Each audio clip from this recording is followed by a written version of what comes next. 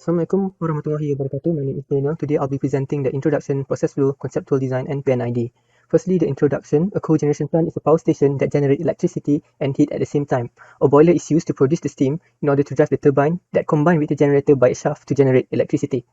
One of the industry that is suitable for using biomass for cogeneration is palm oil industry, since it can be used in its own biomass, which is palm, as the fuel for the boiler to generate the steam. Next is the process flow. Firstly, EFB is stored in the storage tank, and then it will be fed through an EFB shredder to reduce the particle size. And after that, it will go through the press to reduce the moisture and further reduce moisture inside the dryer. And after that, EFB will be burned inside the combustion chamber. The heat generated will then heat up the tube, which contains water, to turn water into steam. The steam will then used to generate electricity by going through the turbine, which is connected to a generator. The low pressure steam exiting the turbine will go through a compressor and then condense back into water and go back to the economizer for preheating and then to the water drum. This cycle will reoccur indefinitely. And then another part after the combustion chamber is that the flue gas is treated to the air treatment system over here. The air treatment system consists of a multi-cyclone electrostatic precipitator induced draft fan to drive the flue gas out of the stack. And lastly, the PNID. The PNID consists of multiple information that can tell us about the plant. For instance, every shape represents an equipment, and at every equipment line, there's a line connecting them to show the flow of the medium. For example, here 20 WATCS means that it is 20 millimeter, and water as the surface, and CS is carbon steel for the material of the pipe. This is the thermal and drying system PNID. And this is the power generation system. As we can see, there's a fan to the turbine. And lastly, this is the air treatment system. That is all from me. Thank you. Assalamualaikum, my name is Nur Faizal with ID number 22733. We'll present about the conceptual design. So basically this is a final concept design that we did in our MST1. Now I will explain about the process flow and also the function of the equipment selected for our concept design. So first is the vertical storage tank, which is used to store EFB. And then the EFB will be transferred to the heavy duty shredder machine, which using the rotary mechanism to shred the EFB until 2 to 4 inch in length. And then the EFB will go to the vacuum belt vibrating fluid bed dryer to reduce EFB moisture to 10%. And then the EFB will act as a fuel for the combustion process in the boiler.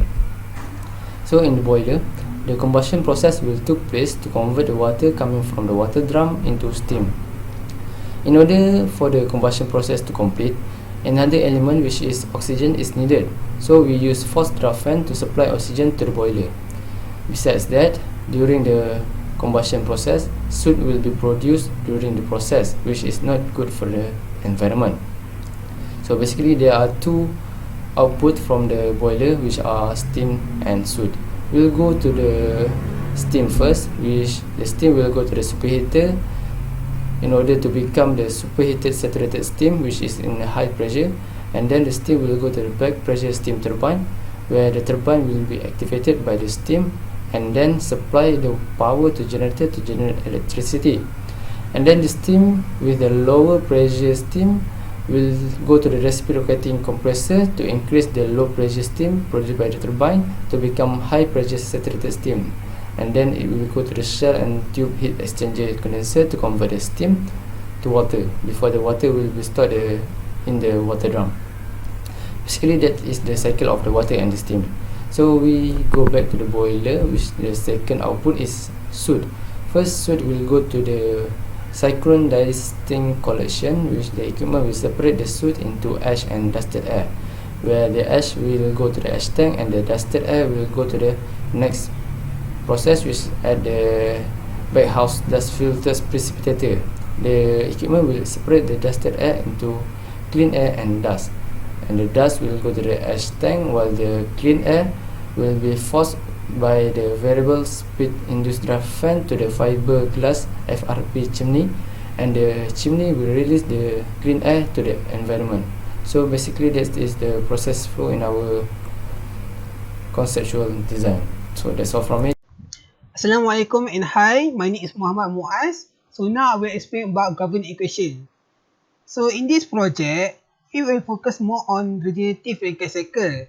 So in this cycle, steam from boiler will go to the turbine, and at this state, we can calculate the mass flow rate of the steam by assume the calorific value of EFB, which is 70,600 kJ/kg, and also the efficiency of the boiler, which is 90%. And then we can get 2.86 kJ per second of the mass flow rate. And then from the turbine, some of the steam will go to the open feed water, and the rest of them will go to the condenser.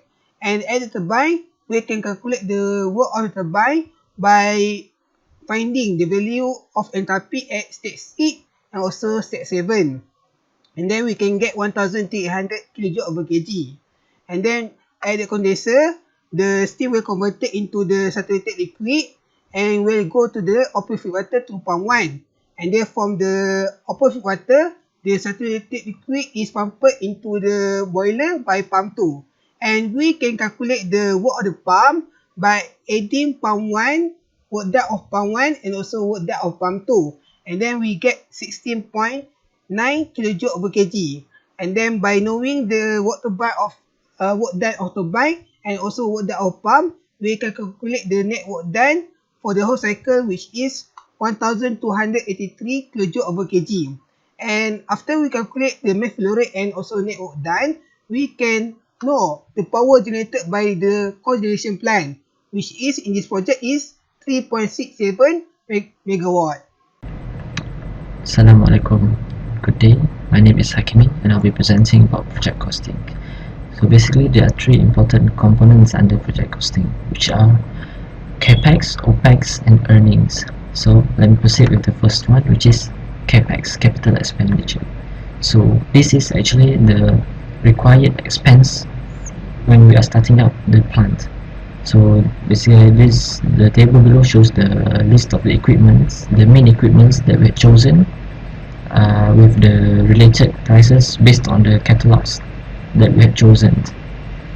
And we have also chosen a land by checking the per square feet price, and we have managed to come up with the estimation of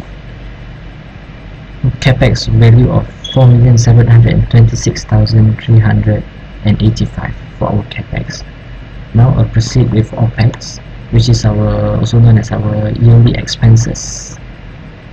So some assumptions were made.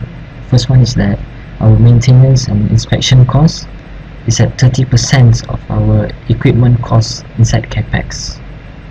And we had also made an assumption that the utilities, which is the electricity, which we assume to be 15% of the electricity that we had generated from our EFB, burning of EFB for power generation. And the last one assumption is that we had assumed that the worker salary to be 2,500 per month, and we had employed 12 workers for our plant. Next, I'll proceed with the earnings. So our earnings is that the calculations were based on the rate given by Tenaga Nasional Berhad for the industrial application. We had assumed that we had 14 hours of peak period and 10 hours of off-peak period. So by calculation, we had managed to find out the total earnings per year for our plants, which is 1,815,348 for our earnings. So let's proceed with the return on investment. So basically this is the profit of the plant based on the investment that we had first given to start up the plant. So from this table you can observe that the return on investment for the first 8 years is in the negative value. This shows that the plant will incur losses for the first 8 years. But the return on investment for starting year 9 shows a positive value, where it shows that it enters the profit range, and the consecutive years the return on investment will be higher and shows that the plant is generating profits. Next, I will proceed with the break-even analysis. Okay, so basically break-even analysis is when the total earning of the plants and the expenses are equal, which also means that there will be no net loss or net gain for the plant. So from the graph you can observe that the break-even occurs between the year 8 and 9, when the the total expenses and the earning intersect with each other. So we can conclude that the plant will start to generate profit after year 9 and so on. With that, I will end my presentation on project costing. Thank you. The planning for this project is shown in the table. The Gantt chart are composed of 4 main components, which are front engineering, procurement, constructions, and commissioning. Front-end engineering is the most important first step for any project. It consists of the identifying problem, finding data that is suitable, physical and functional decomposition, morphology chart, generate concept and selections, collecting Bernoulli equation, sketch and detail drawing. Second main component is procurement. Procurement is a process of obtaining materials, items, machines and involve the cash flow. The third component are constructions, where all the main machines are assembled. If the construction does not have any rising problem, the project can be moved to testing and finally commissioning. While the figure shows the critical path method (CPM) for this project. CPM is a step-by-step project management technique for process planning that defines critical and non-critical tasks with the goal of preventing time frames, problems, and process bottlenecks. It follows the Gantt chart. It takes different periods depending on the flow. The most important flow is the critical path activity. Critical path activity is the activity that takes the longest time from start to the end. The red arrow indicates the critical path with a total of 70 weeks. Most of the time are to identify the problem and design requirement, which take 20 weeks, followed by consideration and project designs and literature review. We believe that we have go through every steps to produce a design for EFB cogeneration blind. Start from identifying the problem, collecting data, come up with a design, collecting governing equation, choose the best machine according to the equations, come up with a full project schedule, the project management, and estimating the overall cost of the project. The machine choices are the best possibility based on calculations of governing equation.